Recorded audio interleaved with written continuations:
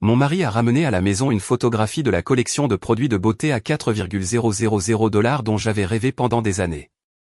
Puis il m'a dit qu'il avait déjà donné le vrai coffret à sa collègue de 32 ans. Une femme ordinaire comme toi ne saurait pas quoi en faire, a-t-il dit. Il a ri en le disant. C'est cette partie que je ne pouvais pas oublier. Pas le prix, pas le maquillage, le rire. C'est arrivé un jeudi de fin octobre, le genre de matin gris de l'Indiana où le soleil ne se décide jamais vraiment à se montrer.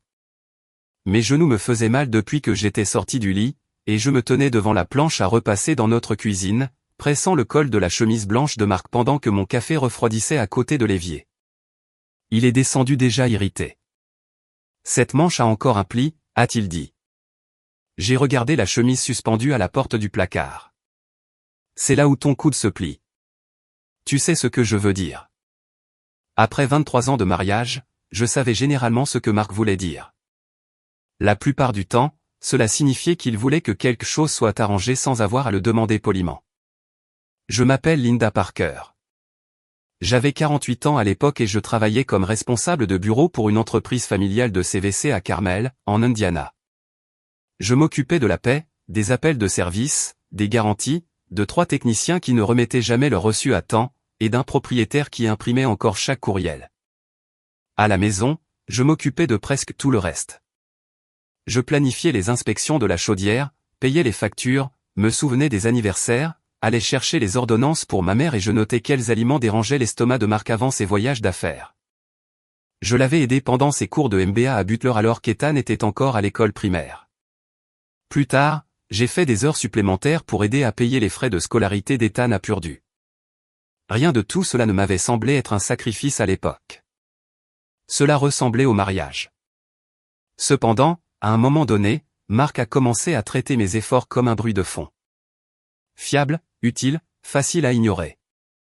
Il était devenu directeur régional des ventes pour Midwest Hospitality Supply, une entreprise qui vendait des meubles, du linge de maison et des équipements de spa à des hôtels et des clubs privés. Son travail exigeait des vestes sur mesure, des dîners avec des clients et beaucoup de discussions sur la présentation. Mon travail, selon Marc, exigeait des chaussures confortables et un téléphone qui fonctionne. J'avais pris environ 35 livres au fil des ans. Une partie est venue après une opération du genou. Une partie est venue du stress. La plupart est venue du fait de manger ce qui restait après m'être occupé de tout le monde. J'ai arrêté de me teindre les cheveux toutes les 6 semaines. J'ai arrêté d'acheter du bon fond de teint. J'ai commencé à découper des coupons pour les produits ménagers en me disant que je m'en fichais. La vérité, c'est que je remarquais encore les belles choses. Chaque mois de décembre, Nordstrom exposait une malle de beauté en édition limitée près du rayon des cosmétiques. Elle était présentée dans un coffret laqué brillant avec des soins de la peau, du parfum, des pinceaux, des rouges à lèvres et plus de petits pots que je ne pouvais en nommer. Elle coûtait un peu moins de 4,000 $. Je n'ai jamais sérieusement envisagé de l'acheter. Pourtant, je l'admirais. Une fois, alors que Marc et moi nous promenions dans le centre commercial de Keystone, je me suis arrêté devant la vitrine. « Tu imagines ouvrir ça ?» ai-je dit. Marc a à peine levé les yeux de son téléphone. Ce genre de choses, c'est du vol qualifié. J'ai ri et j'ai continué à marcher. 2 semaines avant l'incident, l'équipe de Marc a conclu un gros contrat avec Bellamy Spa Resorts. Il avait passé des mois à voyager entre Indianapolis, Chicago et Louisville, me laissant organiser 2 dîners de clients chez nous et réorganiser mon emploi du temps chaque fois que ses vols changeaient. Ce jeudi soir-là, il est rentré à la maison inhabituellement joyeux. « Grande journée », a-t-il annoncé en jetant ses clés dans le bol en céramique près de la porte. Il a tendu son téléphone. Sur l'écran se trouvait une photographie de la malle de beauté exacte que j'avais admirée. Pendant une seconde, j'ai cru qu'il s'en était souvenu. J'ai même souri. « Oh mon Dieu », ai-je dit. « C'est la collection Bellamy ?» Son expression a légèrement changé. Pas de la culpabilité, plutôt de l'amusement. Oui, ils l'ont envoyé dans le cadre du programme d'appréciation des fournisseurs. Je me suis essuyé les mains sur un torchon et je me suis approché. Elle est magnifique. Elle l'était. J'ai levé les yeux. Que veux-tu dire par l'était ? Je l'ai donnée à Ashley. Il a dit cela nonchalamment, puis s'est dirigé vers le réfrigérateur et a ouvert une bouteille d'eau pétillante. Ashley Monroe travaillait dans le marketing numérique dans son entreprise. Je l'avais rencontrée 2 fois. Elle était élégante, prompte aux compliments et tenait toujours son téléphone sous un angle qui suggérait qu'elle pourrait être en train d'enregistrer quelque chose. J'ai fixé Marc. Tu l'as donné à Ashley. Elle a beaucoup travaillé sur la présentation Bellamy. Toi aussi. Exactement. C'était à moi de la donner. J'ai plié le torchon une fois, puis une autre fois. Tu savais que j'adorais ce coffret. Il m'a adressé un petit sourire fatigué. Celui qu'il utilisait quand il pensait que j'étais déraisonnable. Linda, allons. Je demande juste pourquoi tu ne m'en as pas parlé avant. Parce qu'Ashley apprécie ce genre de choses. Et moi non. Il s'est appuyé contre le comptoir et m'a dévisagé. Mon vieux cardigan, mon pantalon de travail noir, les racines grises que je n'avais pas couvertes depuis 3 mois. La moitié de ces trucs expireraient avant que tu ne saches comment les utiliser. J'ai senti la chaleur monter à mon visage. Il aurait dû s'arrêter là. Au lieu de cela, il a ri. Une femme ordinaire comme toi n'a pas besoin de 4,000 $ de maquillage. La cuisine est devenue silencieuse, à l'exception du bourdonnement du réfrigérateur derrière lui. J'ai pensé au reçu d'hôtel que j'avais trouvé 8 ans plus tôt. Celui qu'il avait dit provenir d'une conférence de vente retardée par une tempête. J'ai pensé au dîner où il m'avait dit de ne pas me tenir au bord de la photo de l'entreprise parce que j'avais l'air fatigué. J'ai pensé à la fois où il avait contesté une coupe de cheveux à 42 $, puis s'était acheté une montre à 1,100 $ parce que les clients remarquaient les détails. Pendant des années, j'avais pris chaque chose cruelle qu'il disait et l'avais traduite en quelque chose de plus facile à vivre. Il est stressé. Il ne le pensait pas. Il s'inquiète pour l'argent. Ce soir-là, j'ai arrêté de traduire. Marc a laissé sa carte de crédit à côté de son portefeuille sur le comptoir de la cuisine. Il m'a dit qu'il allait à la salle de sport et qu'il pourrait rencontrer quelques personnes du travail après. J'ai pris la carte. Ma main tremblait. Non pas parce que je prévoyais de nous ruiner financièrement. Parce qu'après 23 ans de mariage, dépenser de l'argent pour moi-même sans permission me semblait presque illégal. J'ai appelé ma sœur Denise depuis l'allée. Elle a écouté sans m'interrompre. Puis elle a dit, « Es-tu enfin prête à arrêter de demander à Marc ce que tu as le droit d'être ?» À 12h40 cet après-midi-là, je me suis garé au centre commercial de Keystone. J'ai acheté 2 tenues bien ajustées, une paire de chaussures en cuir confortable et un sac à main qui n'avait pas de fermeture éclair cassée. Puis je suis entré au Renew Salon & Studio où une cliente avait annulé à la dernière minute. La propriétaire, Rebecca Alvarez, m'a installé dans son fauteuil et m'a demandé ce que je voulais. J'ai besoin d'avoir l'air différente, ai-je dit. Elle m'a étudié dans le miroir. Différente pour lui? J'ai dégluti. Je ne sais pas. Alors commençons par quelque chose qui vous est familier. C'est à ce moment-là que j'ai pleuré, pas bruyamment, juste assez pour qu'elle me tende un mouchoir et attende. Au cours des 3 heures suivantes, Rebecca m'a coupé les cheveux aux épaules, a adouci le gris au lieu de le cacher complètement, et m'a montré comment utiliser le maquillage sans couvrir mon visage. Je me suis changé pour une blouse vert foncé et un pantalon droit qui m'allait vraiment. Je n'avais pas l'air plus jeune. J'avais l'air réveillé. Avant de rentrer chez moi, j'ai fait un dernier arrêt. Le cabinet d'avocat de Suzanne Keller fermait, mais la réceptionniste m'a laissé prendre un rendez-vous pour lundi. Elle m'a remis une pochette d'informations et la carte de Suzanne. J'ai placé les 2 dans mon nouveau sac à main. Après de 18 heures, j'ai ouvert ma porte d'entrée. Marc était assis sur le canapé. Il a levé les yeux. Pendant plusieurs secondes, il m'a regardé comme s'il avait oublié que je pouvais avoir l'air d'autre chose que fatigué. Puis il a remarqué les sacs de course. Son visage s'est durci. Dis-moi que tu n'as pas utilisé notre carte. J'ai posé mon sac à main sur le comptoir de la cuisine. Si. Son sourire a disparu. Marc s'est levé si vite que la télécommande a glissé du canapé et a atterri sur le parquet. Tu as fait quoi? J'ai utilisé la carte. Pour combien? J'ai pris une profonde inspiration avant de répondre. Un peu moins de 5,000. Ses yeux se sont écarquillés. 5,000 $. Il a regardé les sacs de course comme s'ils contenaient des briques d'or. Linda, as-tu complètement perdu la tête? J'ai calmement suspendu ma nouvelle veste dans le placard de l'entrée avant de répondre. Non. Tu as dépensé près de 5,000 $ parce que tes sentiments ont été blessés. Mes sentiments n'ont pas été blessés, Marc. Évidemment que si. Il a attrapé l'un des sacs et a commencé à en sortir des boîtes. De nouvelles chaussures, un sac à main, des produits de soins de la peau, quelques articles de maquillage.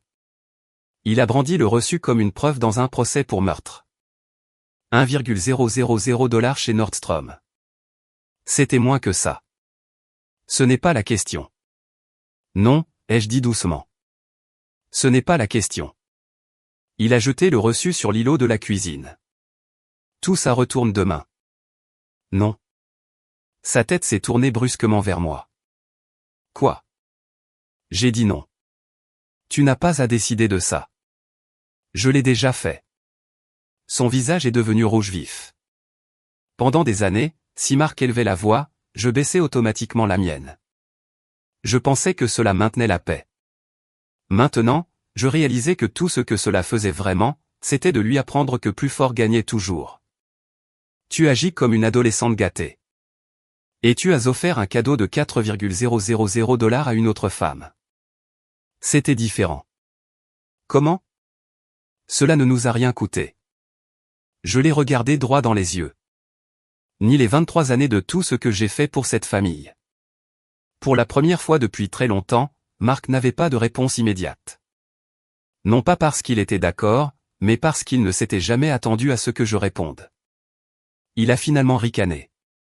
Tu es ridicule. Peut-être, mais j'en ai fini de prétendre que ta version est la seule qui compte. Il a pris son téléphone. J'ai regardé ses pouces bouger rapidement sur l'écran. Qu'est-ce que tu fais? Je règle ça. Quelques secondes plus tard, mon propre téléphone a vibré. Votre carte de crédit a été temporairement suspendue. J'ai regardé la notification. Marc avait l'air presque satisfait. Voilà. Tu as gelé le compte. Tu as prouvé qu'on ne peut pas te faire confiance. Notre compte. Mon revenu paie ce solde. Mon salaire va aussi sur ce compte. Il a ri. Linda, ton salaire couvre à peine les courses. J'aimerais pouvoir vous dire que j'ai riposté avec un discours brillant. Je ne l'ai pas fait. Cette phrase a fait plus mal que celle sur le maquillage parce qu'il ne s'agissait pas vraiment d'argent. Il s'agissait de valeur. Dans son esprit, mon revenu était de l'argent pour les courses. Son revenu construisait notre avenir. Mon travail à la maison n'était pas du tout un travail. J'ai tranquillement pris mon sac de voyage et je me suis dirigé vers la chambre d'amis. Où vas-tu? Dormir.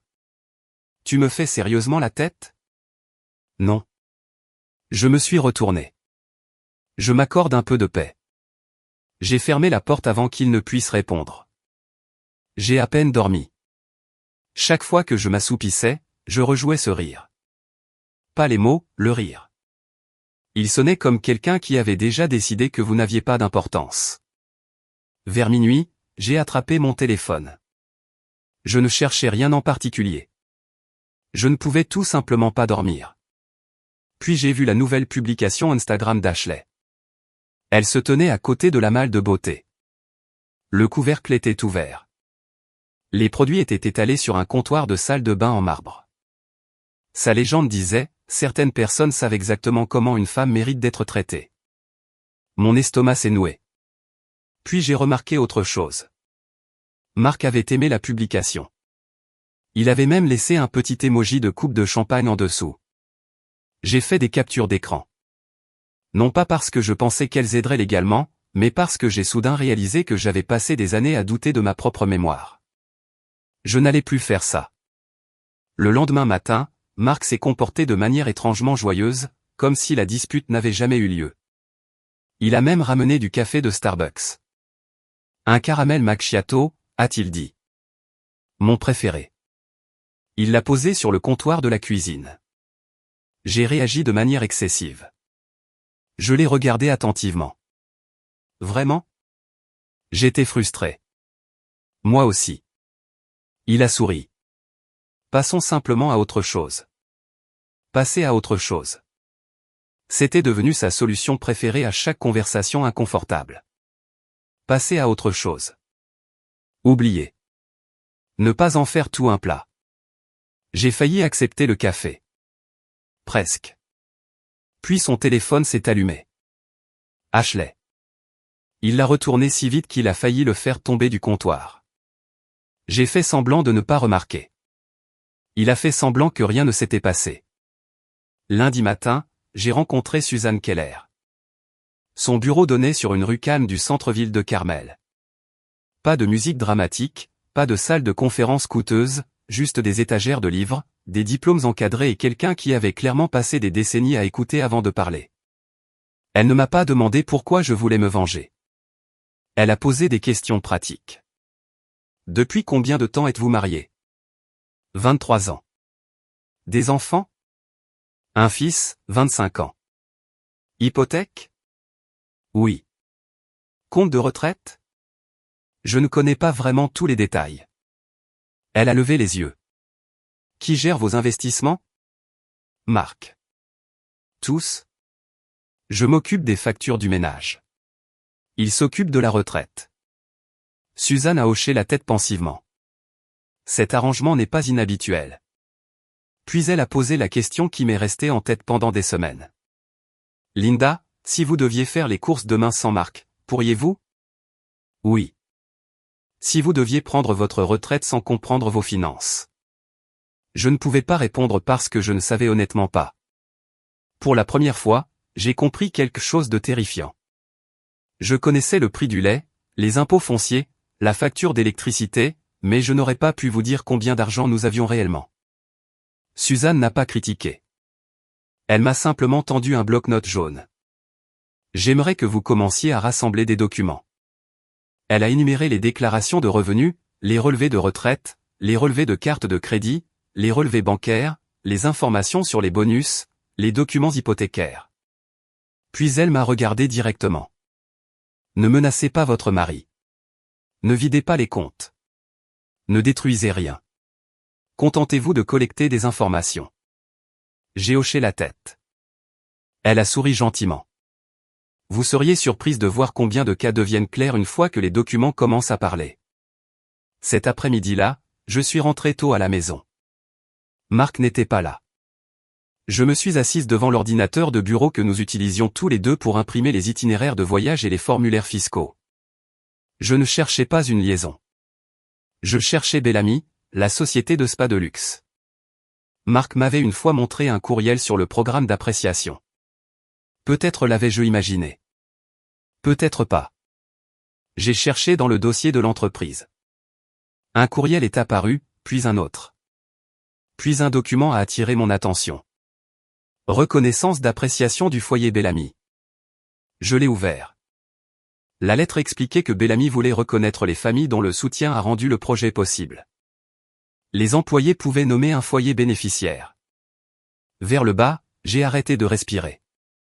La version originale indiquait le bénéficiaire Linda Parker. En dessous, une révision, bénéficiaire Ashley Monroe. L'historique du document montrait exactement qui avait fait le changement. Mark Parker. Date, heure, approbation électronique. Il n'avait pas simplement décidé d'offrir un beau cadeau à Ashley. Il avait délibérément retiré mon nom. J'ai regardé l'écran jusqu'à ce que les mots deviennent flous. Puis j'ai tranquillement imprimé chaque page. Quand l'imprimante a cessé de bourdonner, j'ai réalisé quelque chose. Le maquillage n'avait jamais vraiment été le problème. Ni Ashley. Le problème était que, quelque part en cours de route, mon mari avait cessé de me voir comme la personne qui méritait d'être appréciée. Et il avait mis cette décision par écrit. J'ai apporté les courriels imprimés au bureau de Suzanne Keller le lendemain matin. Elle n'a pas réagi comme je m'y attendais. Elle n'a pas halté. Elle n'a pas secoué la tête. Elle a simplement lu chaque page 2 fois, les a placés proprement dans un dossier et a croisé les mains. Cela ne décidera peut-être pas de votre divorce, a-t-elle dit. Mais cela me dit quelque chose d'important sur votre mari. Quoi? Il était prêt à réécrire la réalité si cela lui était bénéfique. Cette phrase m'est restée, non pas parce qu'elle était dramatique, mais parce qu'elle expliquait 23 ans en une seule ligne. Suzanne a passé l'heure suivante à me poser des questions auxquelles je n'aurais jamais pensé devoir répondre. Combien reste-t-il sur votre hypothèque? Je pense environ 130,000. Combien y a-t-il dans le 401K de Marc? Je ne suis pas sûr. Quel est le solde de votre ligne de crédit sur valeur domiciliaire? Je ne sais pas. Chaque réponse que je ne connaissais pas m'embarrassait. J'avais géré notre ménage pendant des décennies. Je pouvais vous dire exactement quand notre chauffe-eau avait été entretenu pour la dernière fois. Je connaissais les anciennes allergies d'Ethan. Je me souvenais de l'horaire des médicaments de ma mère sans l'écrire.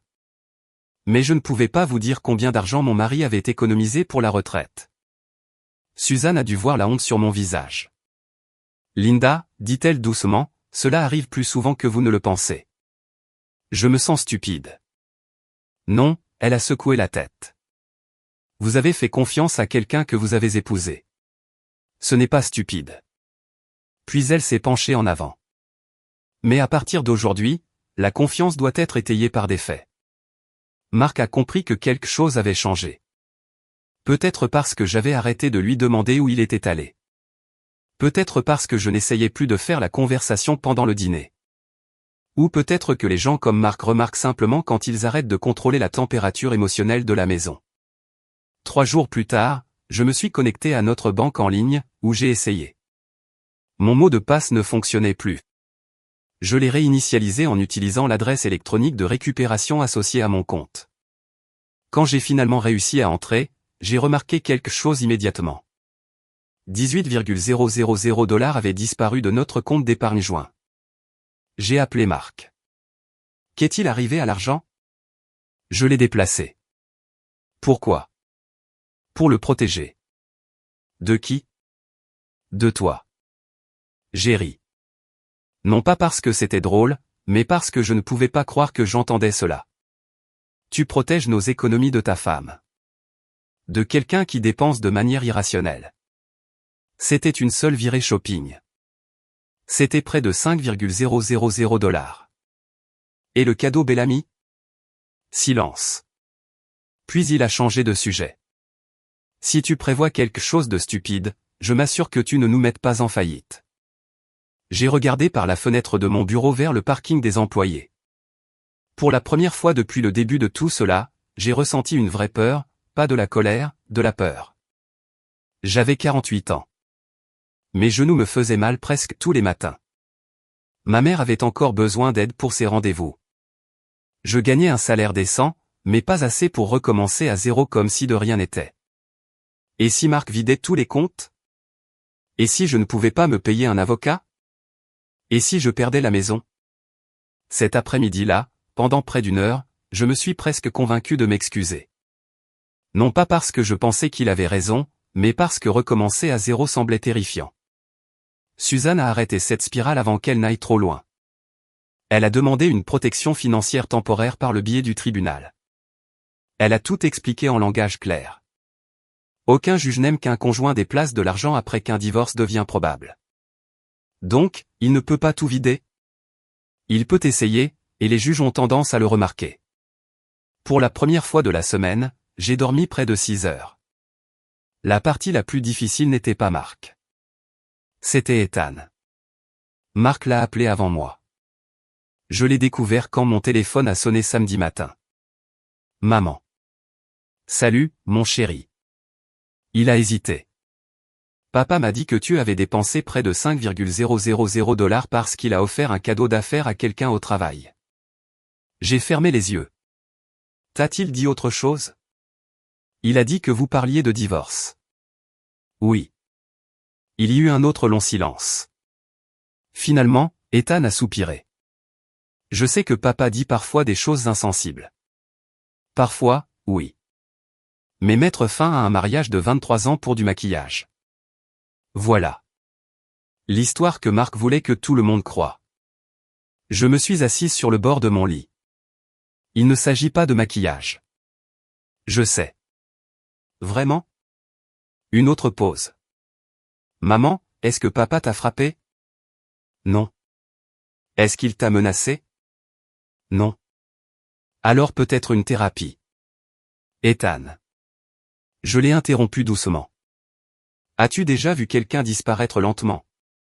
Quoi? Tu ne le remarques pas au jour le jour, mais un matin, tu réalises que la personne que tu connaissais n'est plus là. Il n'a pas répondu. Je t'aime, ai-je dit. Je t'aimerai toujours. Mais je ne peux pas expliquer 23 ans en un seul appel téléphonique. Après avoir raccroché, j'ai pleuré plus fort que je ne l'avais fait après que Marc m'ait insulté, parce que les enfants, même adultes, veulent croire à l'histoire la plus sûre. Et l'histoire la plus sûre était que ses parents se disputaient pour un coffret de maquillage, pas que son père avait passé des années à apprendre à sa mère qu'elle méritait moins. Le mardi suivant, Suzanne a appelé. J'ai commencé à examiner les anciens dossiers financiers. Quelque chose? Oui.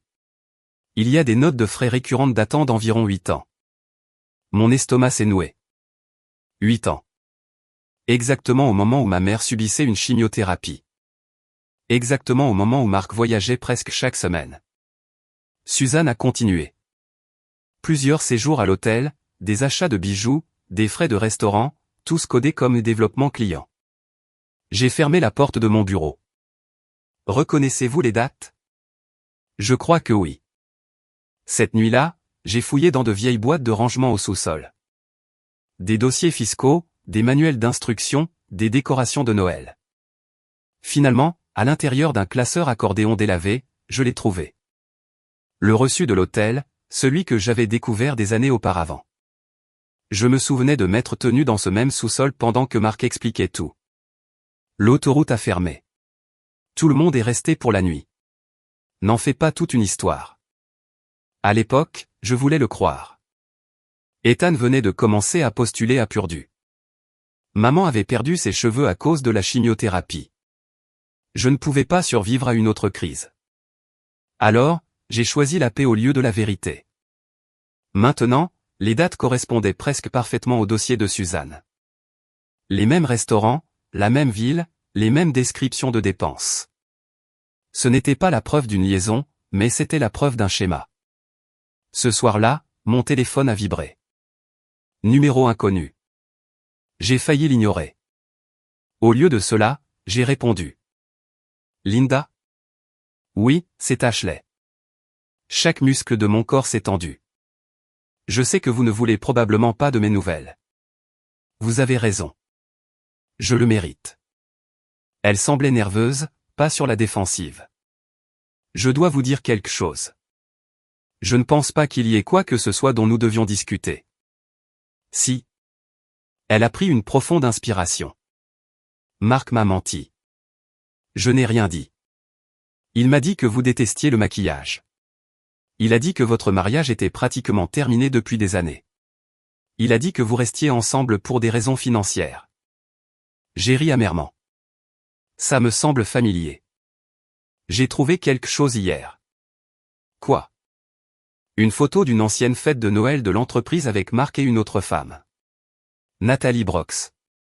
Le nom m'a immédiatement frappé. Je me souvenais d'elle, une coordinatrice des ventes. Elle avait disparu il y a des années. Ashley a continué doucement. Je l'ai contactée. Mon cœur s'est accéléré. Elle m'a envoyé des captures d'écran. De quoi? Des messages de Marc. J'ai senti mon estomac se retourner. Que disait-il? La voix d'Ashley est devenue presque un murmure. Les mêmes choses qu'il m'a dites. Il a dit que vous ne l'aimiez plus. Il a dit que vous étiez essentiellement des colocataires. Il a dit que vous ne partiriez jamais parce que... Elle s'est arrêtée. Parce que quoi? Parce que vous n'aviez pas le cran. Quelques secondes plus tard, une capture d'écran est apparue sur mon téléphone. Le message était daté de 8 ans plus tôt. C'était de Marc. Linda ne partira pas. Elle n'a ni le cran ni l'argent. Un deuxième message a suivi, d'Ashley. Je pense qu'il nous a menti à toutes les deux. Et je pense qu'il ment aussi à votre entreprise. J'ai regardé l'écran jusqu'à ce que les mots deviennent flous. Ce n'était pas une erreur. Ce n'était pas une collègue. Ce n'était même pas un problème de mariage. C'était un script. Et Marc le lisait depuis des années. Pendant près d'une heure après qu'Ashley m'ait envoyé un texto, je suis resté assise dans ma voiture devant mon complexe d'appartements. Je n'ai jamais démarré le moteur. La capture d'écran est restée ouverte sur mon téléphone. Linda ne partira pas. Elle n'a ni le cran ni l'argent.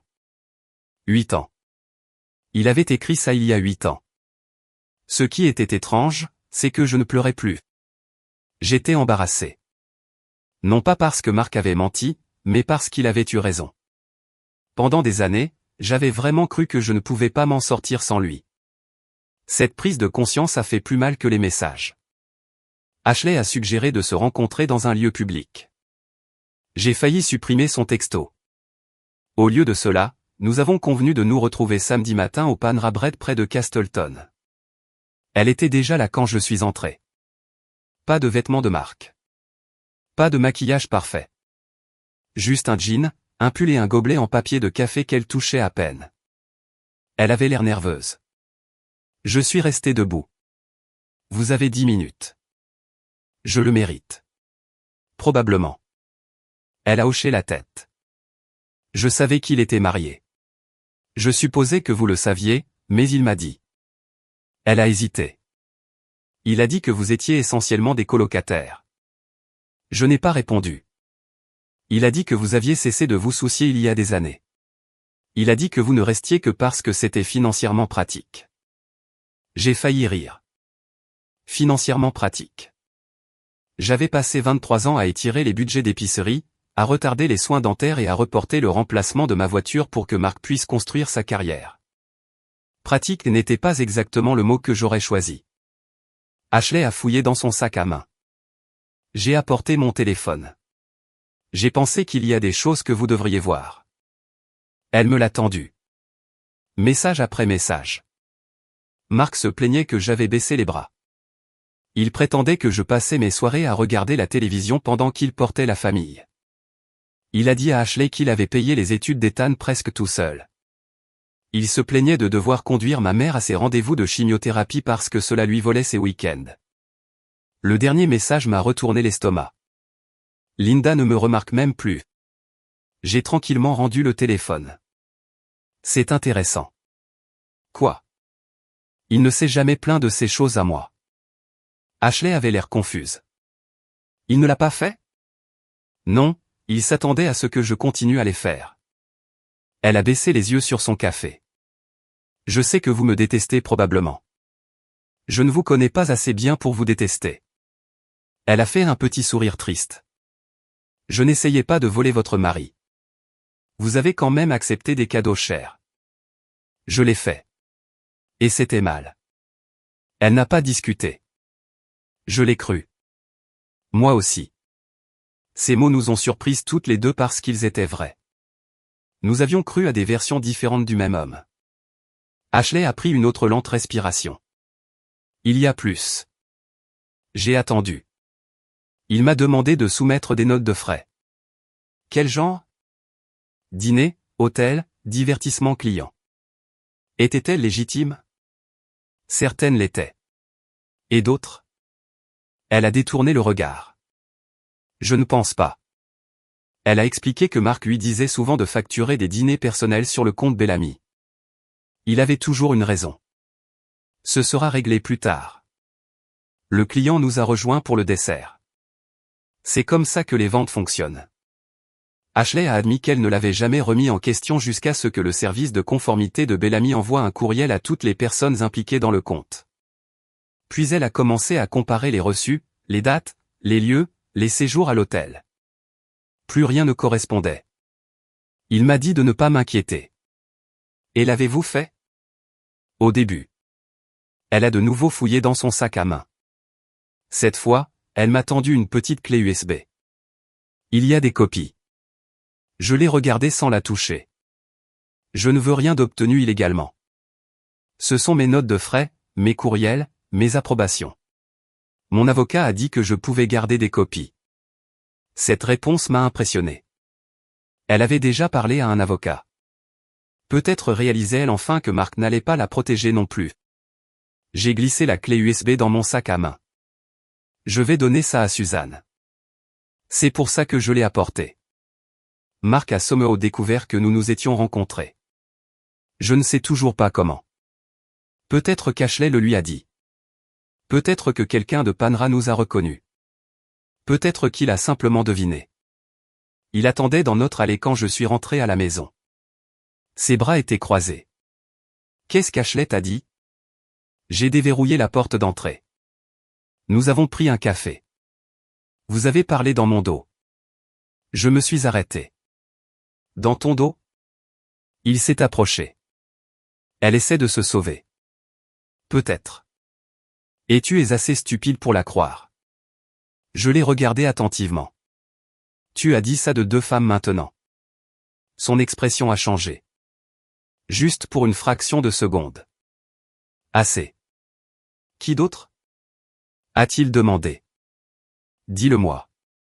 Il n'a rien dit. Ce silence a répondu à ma question mieux que les mots ne l'auraient jamais fait. Au cours de la semaine suivante, Mark est devenu quelqu'un que je reconnaissais à peine. Un instant, il s'excusait. L'instant d'après, il attaquait. Un soir, il a apporté des fleurs. Un autre soir, il m'a accusé de ruiner sa carrière. Il a même rappelé Ethan. Plus tard, mon fils a admis ce que Mark lui avait dit. Il a dit que tu es devenu émotionnellement instable. J'ai regardé Ethan. Quoi d'autre? Il a blâmé la ménopause. J'ai ri. Non pas parce que c'était drôle, mais parce qu'après 23 ans, Mark avait enfin trouvé une explication médicale à la raison pour laquelle je n'étais pas d'accord avec lui. Ethan avait l'air mal à l'aise. Je n'ai pas cru cette partie. As-tu cru quoi que ce soit? Il a hésité. Je ne savais pas quoi croire. Cette réponse honnête a fait moins mal qu'une loyauté aveugle ne l'aurait fait. 2 nuits plus tard, Mark a frappé doucement à la porte de la chambre d'amis. Pouvons-nous parler? J'ai failli dire non. Au lieu de cela, j'ai ouvert. Il avait l'air épuisé. Sa cravate était partie. Ses épaules étaient affaissées. J'ai tout gâché. Tu as tout gâché? Je n'aurais jamais dû te traiter d'ordinaire. Non. J'ai été sous beaucoup de pression. Je suis restée silencieuse. Le comte Bellamy, ma promotion, avoir 50 ans. Il s'est frotté les 2 mains sur le visage. J'ai commencé à me sentir invisible. Pour la première fois, il semblait presque sincère. Il me rappelait notre premier appartement. La petite cuisine où nous dansions pendant que la pizza surgelée cuisait. La nuit où Ethan est né. Mon opération du genou des années plus tard, quand il a dormi dans un fauteuil d'hôpital parce qu'il ne voulait pas que je me réveille seul. Ces souvenirs étaient réels. Ils nous appartenaient. Pendant un moment dangereux, j'ai presque cru que nous pouvions retrouver notre chemin. Puis il a fouillé dans sa mallette. J'ai besoin d'une faveur. Mon estomac s'est noué. Quoi? Une déclaration. Il a sorti un document tapé. Il dit juste que le transfert de 18,000 $ était quelque chose sur lequel nous étions tous les deux d'accord. J'ai levé les yeux lentement. Tu veux que je mente? Ça simplifiera tout. Non, ça nous protège tous les deux. Non, Mark. Ses yeux se sont durcis instantanément. Les larmes ont disparu. Ses épaules se sont redressées. Et voilà, le mari vulnérable a disparu. Le négociateur est revenu. Tu vas vraiment jusqu'au bout. Oui. Il a plié le papier et l'a rangé. Tu le regretteras. Peut-être. Mais je savais une chose avec certitude. Je regretterais d'avoir signé ce papier beaucoup plus longtemps. 3 jours plus tard, Ethan est venu me voir après le travail. Il avait l'air mal à l'aise dans ma cuisine. Je te dois des excuses. Tu ne me dois rien. Si. Il a sorti son téléphone. Ashley m'a envoyé quelque chose. Je me suis figé.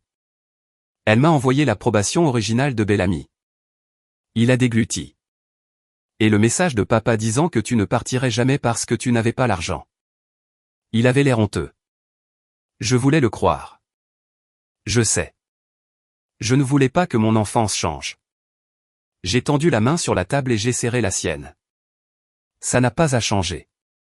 Il avait l'air confus. Tu peux toujours aimer ton père, mais ne l'aide jamais à mentir. Il a hoché lentement la tête. Je ne le ferai pas. Une semaine plus tard, Une invitation est arrivée par la poste. Dîner annuel d'appréciation Bellamy de Midwest Hospitality Supply.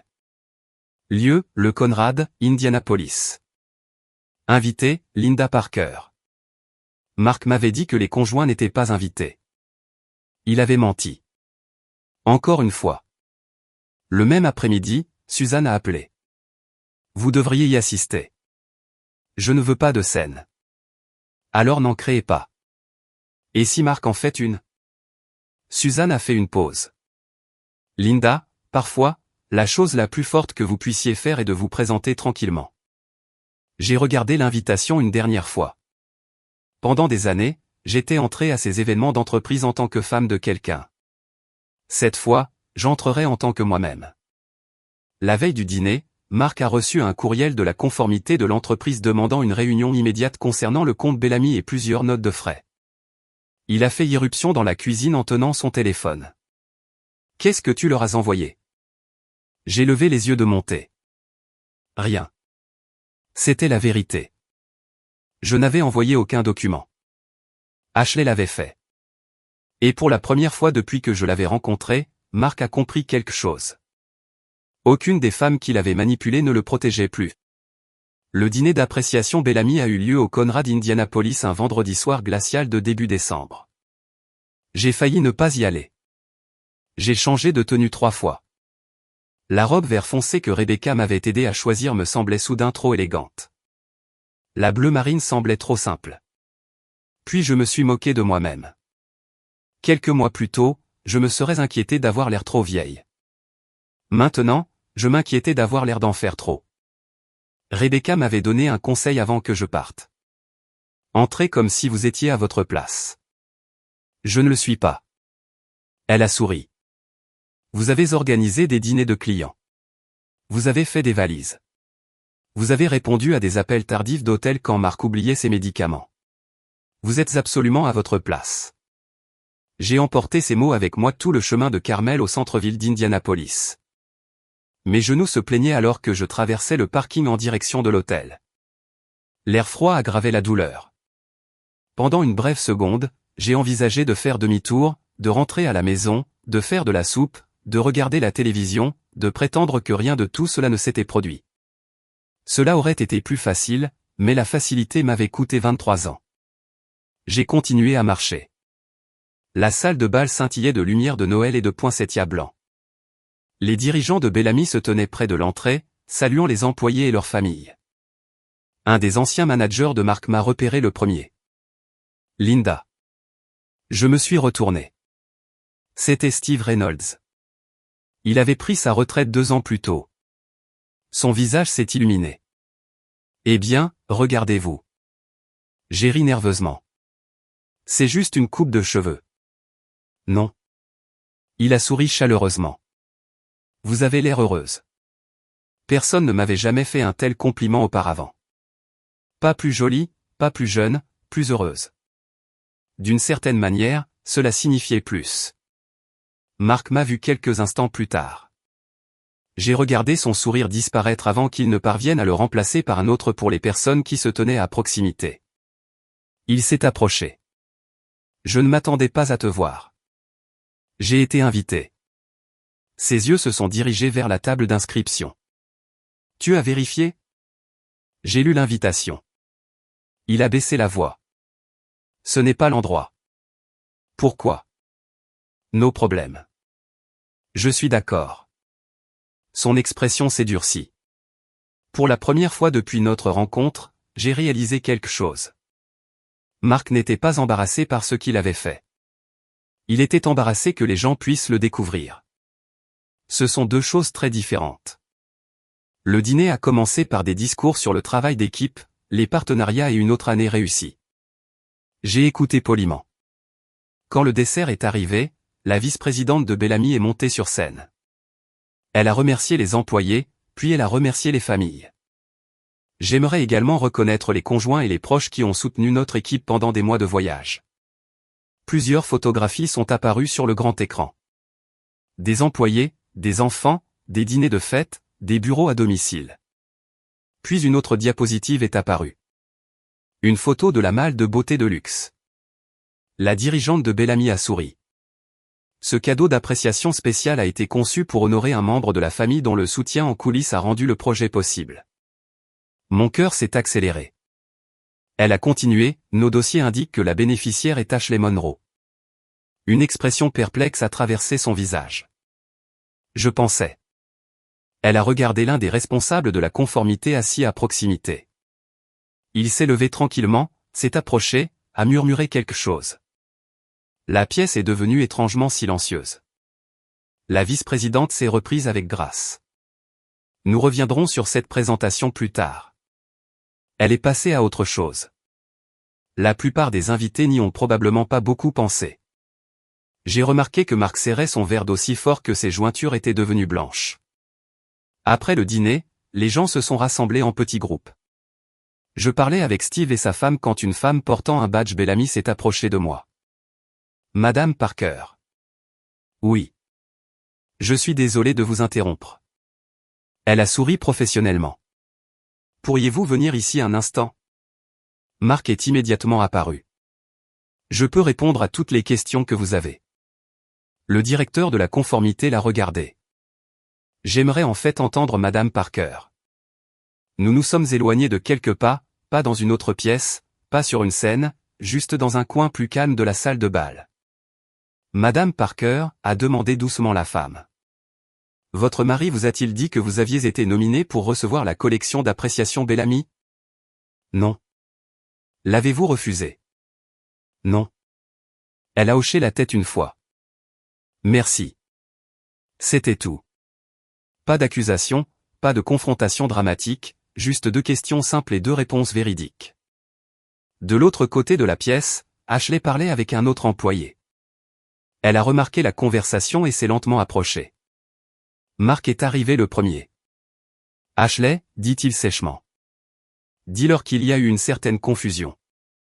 Ashley l'a regardé pendant plusieurs longues secondes. Puis elle s'est tournée vers le directeur de la conformité. Il n'y a pas eu de confusion. Marc la dévisagea. Vous avez changé la bénéficiaire vous-même. Ashley a continué doucement. J'ai le courriel original. Quelqu'un à proximité a cessé de parler. Une autre personne a regardé. Personne n'a interrompu. Personne n'en avait besoin. Ashley n'essayait pas d'embarrasser Marc. Elle refusait simplement de mentir pour lui. Puis elle a ajouté quelque chose que je n'avais pas prévu. Il m'a également demandé de classer plusieurs dîners personnels et un séjour à l'hôtel comme dépenses du compte Bellamy. Le visage de Marc a perdu toute couleur. Ce n'est pas ce qui s'est passé. Ashley n'a pas discuté. Elle a simplement tendu un dossier au directeur de la conformité. J'ai déjà fourni des copies. Marc a regardé autour de la pièce, cherchant, calculant, essayant de décider qui le croyait encore. Puis il a vu Ethan. Notre fils était arrivé après avoir terminé le travail. Il s'est dirigé directement vers nous.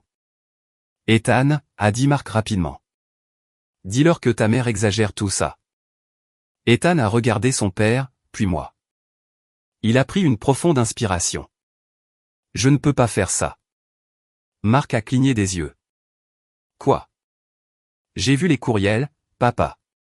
J'ai vu la nomination originale de Bellamy. Mon fils a parlé calmement, pas avec colère. Maman n'a pas changé les papiers. C'est toi qui l'as fait. Le silence autour de nous est devenu presque inconfortable. Personne n'a applaudi. Personne n'a halté. Les gens regardaient simplement. Parfois, les moments les plus calmes ont le plus de poids. Un responsable de la conformité s'est approché de Marc. Nous devrons récupérer la malle Bellamy ce soir. Elle a déjà été ouverte. Je comprends. L'inventaire déterminera le remboursement. Pendant une fraction de seconde, j'ai failli rire. Quelques mois plus tôt, Marc s'était moqué de moi parce que je voulais des cosmétiques chers.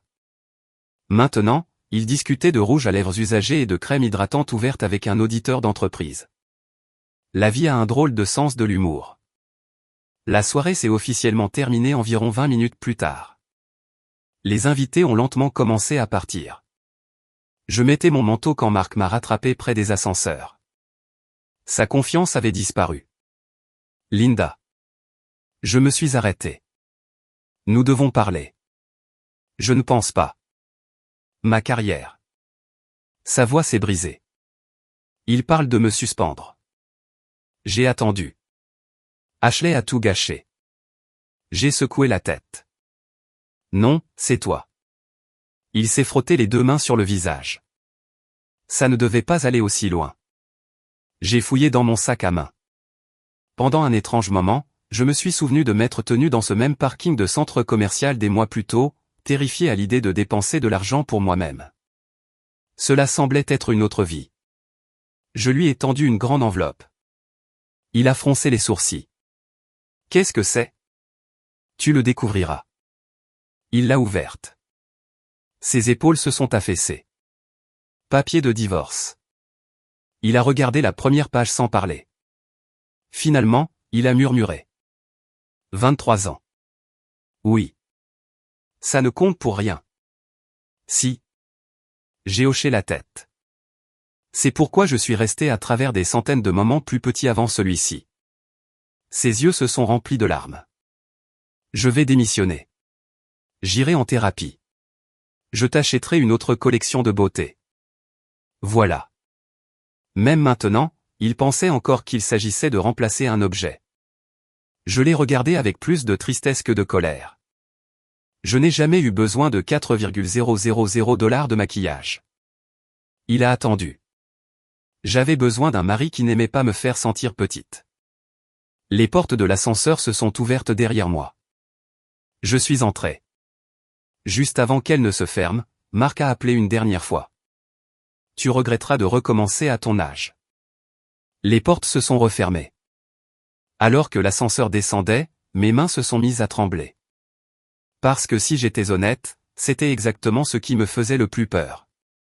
Pas de perdre Marc, de recommencer à 48 ans, seul. Les gens imaginent souvent le divorce comme un jour dramatique. Ce ne l'était pas. C'était des centaines de jours ordinaires. Des jours à signer des papiers pendant ma pause déjeuner. Des jours à emballer de la vaisselle dans des boîtes en carton tout en décidant si j'avais vraiment besoin d'une deuxième mijoteuse. Des jours à comparer les régimes d'assurance maladie et à en apprendre plus sur les comptes de retraite que je n'aurais jamais voulu savoir. Le plus difficile n'était pas de partir. C'était de construire une vie que je n'avais jamais prévu de construire à 48 ans. Au printemps suivant, le divorce était final. La maison s'est vendue plus vite que nous ne l'avions prévu. Regarder des étrangers se promener dans le salon où Ethan avait fait ses premiers pas m'a presque brisé. Chaque pièce contenait un souvenir. Le couloir où nous mesurions sa taille à chaque anniversaire. La cuisine où Marc et moi dansions pendant que la pizza surgelée cuisait au four. La terrasse arrière où ma mère a passé un bel après-midi de septembre enveloppée dans une couverture à regarder les colibris aux nourrisseurs. Certains souvenirs méritent de rester des souvenirs. Je ne pouvais pas garder la maison juste pour les protéger. Les capitaux propres ont été divisés équitablement. Aucun de nous n'a obtenu tout ce qu'il voulait. Aucun de nous n'est reparti ruiné. Suzanne me rappelait souvent que les bons règlements de divorce ressemblent rarement à des victoires. Ils semblent équilibrés. Elle avait raison. Le tribunal a également inclus les 18,000 $ que Marc avait transférés dans le patrimoine conjugal après que Suzanne ait documenté le moment de la transaction. Sa tentative de déplacer l'argent n'a pas disparu. Elle est simplement devenue une partie du tableau financier que le juge a pris en considération. Marc n'a pas été puni pour être un mauvais mari. Il a été tenu responsable de prendre des décisions financières qui nous affectaient tous les deux. Il y avait quelque chose de réconfortant dans cette distinction. Professionnellement, les choses se sont déroulées plus tranquillement que les gens pourraient l'imaginer. Bellamy a terminé son enquête interne. Midwest Hospitality Supply a fait de même. Marc n'a pas été sorti du bâtiment. Personne ne l'a escorté jusqu'au parking. Au lieu de cela, le compte Bellamy a été réattribué. Son bonus annuel a été retenu pendant l'examen des notes de frais. Quelques semaines plus tard, il a démissionné. Certaines personnes ont supposé qu'il avait accepté une autre opportunité. Ceux qui connaissaient toute l'histoire n'ont pas beaucoup bavardé. La plupart d'entre eux ont simplement continué leur propre vie. La vraie vie n'est pas un drame télévisé. Les entreprises préfèrent généralement les formalités administratives à l'humiliation publique. Ashley a gardé son emploi. Cela m'a surprise au début. Puis Suzanne a expliqué pourquoi. Elle a accepté quelque chose qu'elle n'aurait pas dû accepter, a-t-elle dit. Mais elle a également coopéré, a rendu ce qui restait du cadeau et a admis ses erreurs. Un après-midi, j'ai reçu un texto d'Ashley. Je suis désolé pour le rôle que j'ai joué. Je l'ai regardé pendant plusieurs minutes. Puis j'ai répondu, je crois que vous êtes désolé. J'espère que vous ferez de meilleurs choix à l'avenir. C'était suffisant. Le pardon ne devient pas toujours une amitié. Parfois, cela signifie simplement refuser de porter de l'amertume plus longtemps. Emménager dans mon appartement m'a semblé étrange. C'était un modeste 3 pièces à Carmel avec une moquette beige qui ressemblait exactement à toutes les moquettes d'appartements que j'avais jamais vues. L'immeuble n'avait pas d'ascenseur. Chaque course me rappelait ce fait à mes genoux. L'argent était plus serré qu'avant. J'ai créé mon premier budget entièrement basé sur mon propre salaire. Pas de compte caché. Pas à me demander si quelqu'un d'autre avait déplacé de l'argent pendant la nuit. Certains mois étaient inconfortables. J'ai retardé le remplacement de ma vieille Honda. J'ai appris à réparer de petites choses dans l'appartement en regardant des vidéos en ligne. J'ai même découvert que j'appréciais les samedis matins tranquilles sans avoir nulle part où aller. Il y avait aussi des soirées solitaires. Cela me manquait d'avoir quelqu'un qui me demandait comment s'était passée ma journée.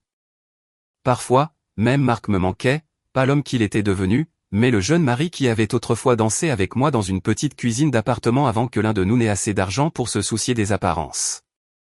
Le deuil a une drôle de façon de mélanger les souvenirs. Il ne sépare pas le bon du mauvais aussi nettement que nous le voudrions.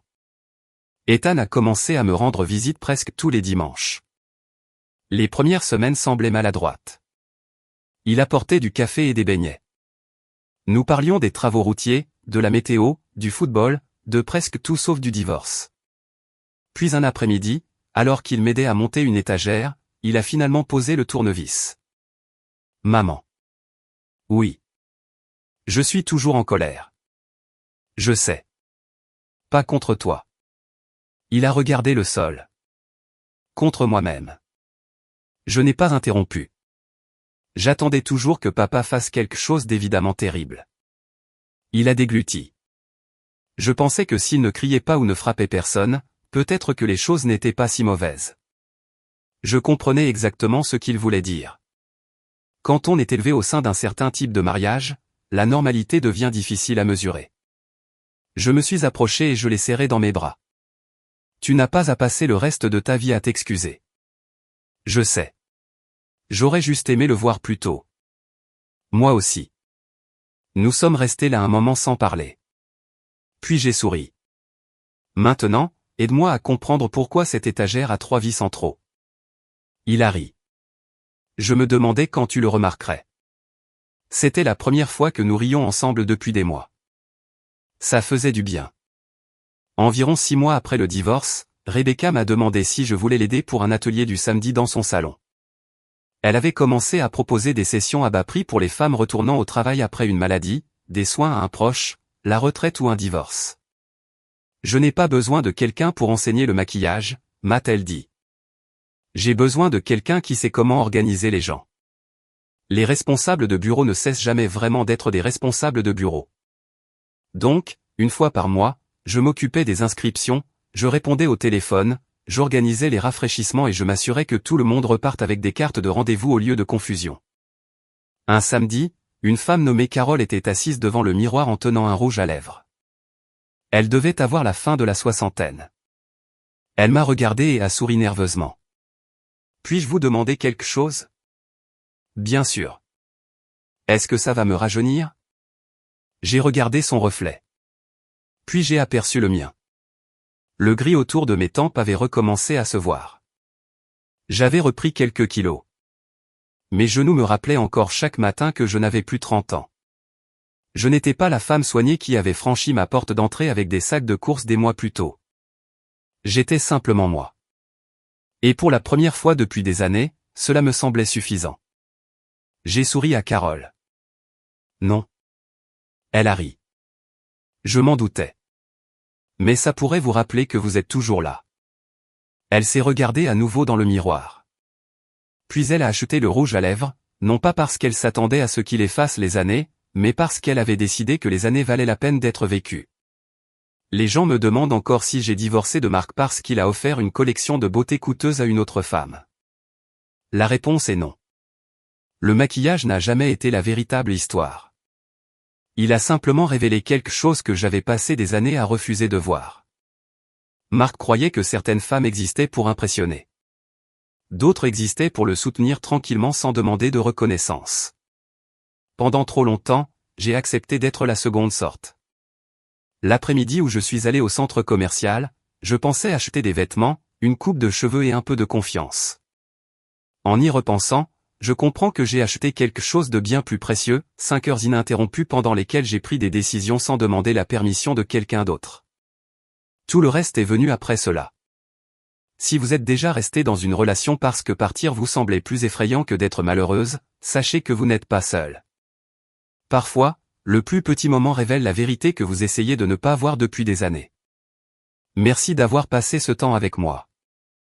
Et si cette histoire vous a parlé, j'aimerais connaître vos pensées. Cette histoire est entièrement fictive et destinée uniquement à des fins de divertissement et d'éducation.